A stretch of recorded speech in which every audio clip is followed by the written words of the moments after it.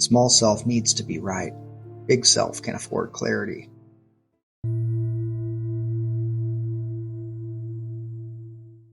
Welcome to Being Right, a Help Self podcast. We don't live in the world as it is. We live in the world as we perceive it. So let's slow down, hold the question, and allow clarity to arrive. Let's begin. All right. Today's episode is called Little Self versus Big Self, or Little Mind versus Big Mind. And I want you to know right away, this episode is not about spirituality as a conceptual process. It's about something painfully practical. Why do we become someone we don't even like when we feel threatened?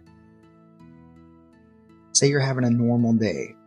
Then a comment hits you sideways, a tone of voice, a look, a memory, a kid screaming, a spouse disagreeing, a student refusing, and suddenly you are not you anymore.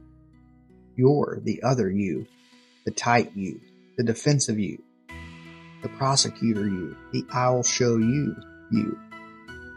That version of you, that's little self. And little self has one main job: protect the story, protect the identity, protect being right. Now big self doesn't need to protect the story. Big self can watch the story. Big self can breathe. Big self can stay present. So today we're going to break this down. What little self actually is, how it's conditioned, why it needs certainty, and how big self ends the whole fight without winning.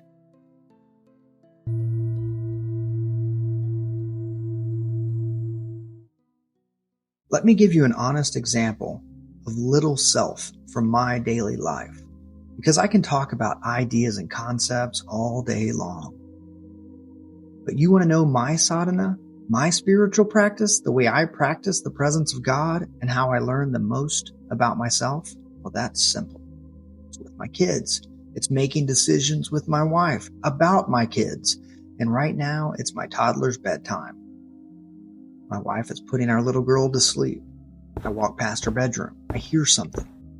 Not something bad, just a sound, a bedtime sound. And immediately my brain fires up and I start thinking to myself, Then I think, wait a second. Then I think, that's not how we do bedtime. And then I go full court press. If we do it that way, the whole sleep schedule will collapse and we will all die tired. So with these thoughts in mind, I walk with the energy of a man who is about to prevent disaster. I'm not angry. I'm just right. I'm calm. I'm logical. I'm dangerous. And my wife turns and gives me that look. You know the look that says, John, if you speak. But I can't help it, because little self isn't patient. Little self is urgent. So I say something like, hey, maybe we should. And she's like, maybe you should go to bed. And now the movie begins. My tone changes. Her tone changes. Our kids start sensing tension like a tiny emotional radar system. And the moment gets ruined. Not because anyone did something horrible, but because little self arrived. Little self didn't come in to help. Little self came in to control. And control always has a cost. So what is that? What is this little self?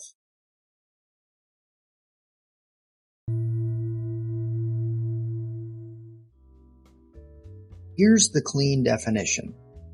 Little self is the conditioned self.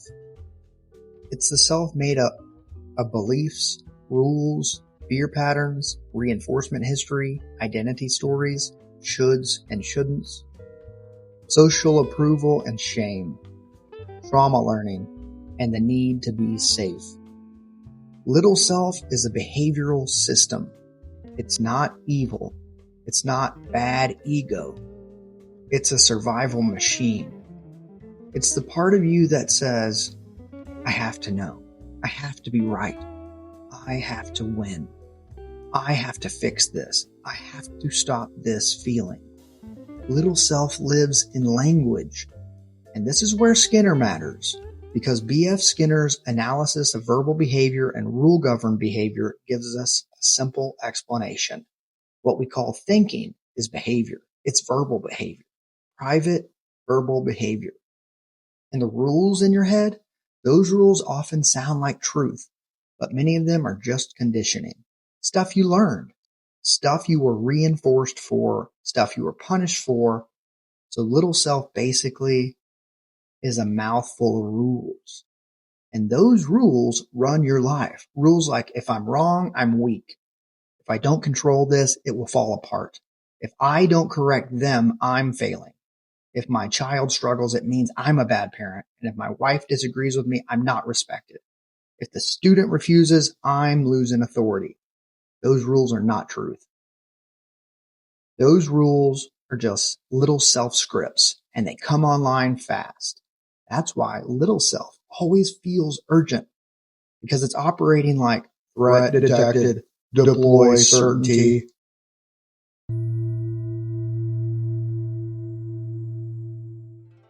Now let's talk about little mind. Little mind is basically our thoughts, perceptions, conceptions, interpretations, mental images, predictions, and labels. Little mind takes raw experience and turns it into a story. And here's the trap. Little mind doesn't just describe reality. Little mind claims this is reality. So when I'm seeing my wife put our kid to bed, I'm seeing I'm being dismissed. This is wrong. This is irresponsible. This will ruin everything. These are conceptions of little mind. Little mind is not evil, but it's loud. And little mind can't tolerate not knowing, so it rushes to certainty. That's why the help self-process matters.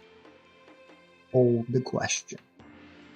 Don't rush the answer, because little mind is addicted to rushing.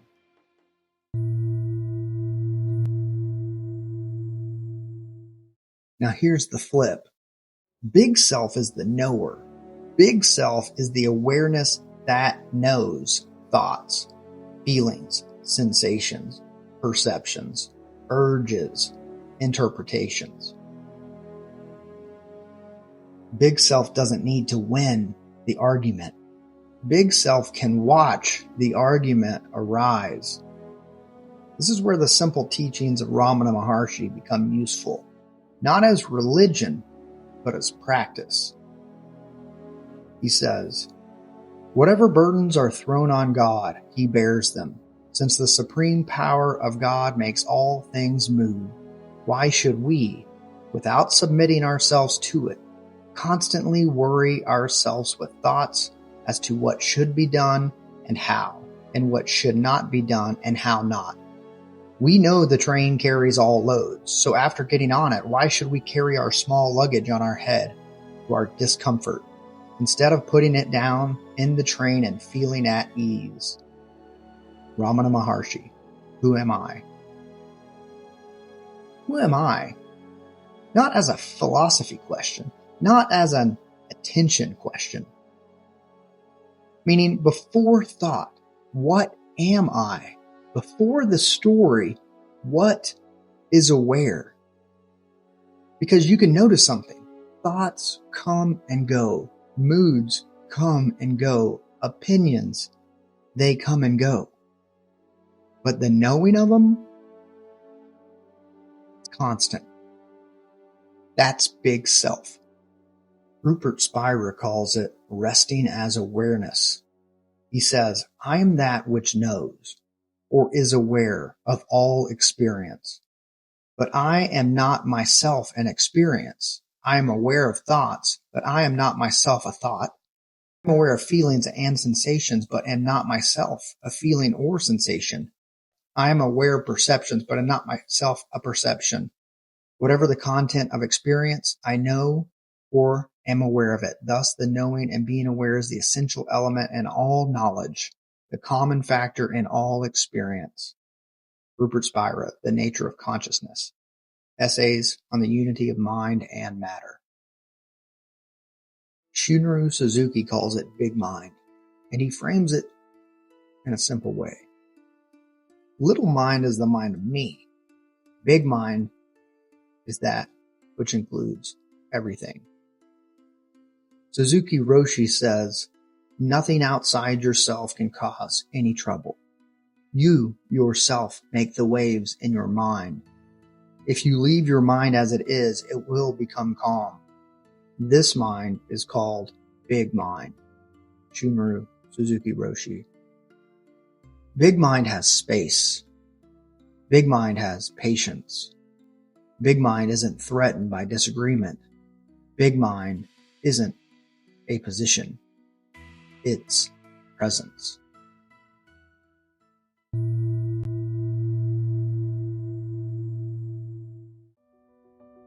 Now here's where this becomes real. I work with kids with serious behavior problems. And if you've ever worked in a classroom with a child who refuses, screams, hits, runs out of the classroom, you know the temptation. The temptation is for the teacher to become little self. The teacher starts thinking, this kid is doing this to me. They are manipulating. They are disrespectful. They are trying to win. And the teacher gets tight. Now the teacher is little mind. And once the teacher is little mind, the kid has no regulated system to borrow from. Now you've got two nervous systems colliding. And that's what we call a behavior problem.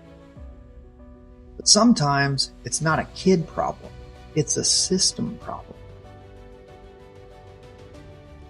So how do we use both lenses? There are tools that little self can use. B.F. Skinner helped us with this. Dr. Pat Fryman, a practitioner in Skinner's behavioral lineage, says, the most powerful idea ever invented for understanding, knowing, and approaching human behavior when it's a problem. Behavior is a product of circumstances. So the teacher can incorporate this teaching with the following: a function-based plan, predictable reinforcement, shaping, teaching replacement skills, clear routines, clean consequences. That's how you reduce chaos. But if you only do that, you risk treating the child like a machine. So here are big self tools based on the teachings of Ramana and Suzuki. The teacher learns, don't panic. Use fewer words, a calmer voice. Lower the threat energy in the room. Co-regulate.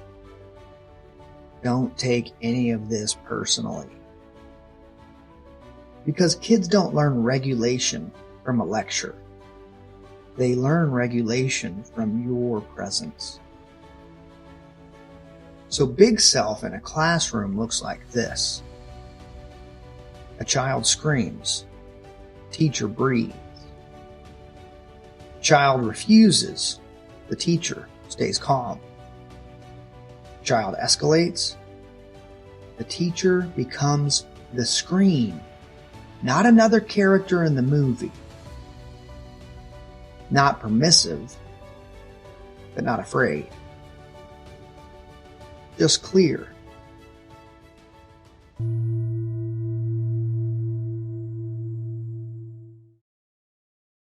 And here's the punchline. Little self needs to be right because little self thinks being right equals safety. But big self doesn't need the safety of certainty. Big self is safe even in uncertainty. So the real question becomes, what if the goal isn't to win? What if the goal isn't to prove ourselves?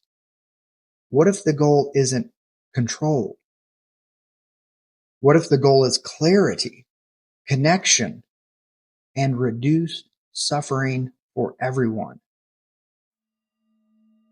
So today we discussed little self versus big self, and little mind versus big mind. Little self is conditioned. Big self is the knower. Little mind rushes to certainty. Big mind holds the question. And you don't destroy little self. You don't shame it. You just notice it and stop letting it drive. Because the moment you can say, little self is here, you've already become big self. This is being, right? So slow down, hold the question, allow clarity to arrive. Let's end here. Thank you for watching.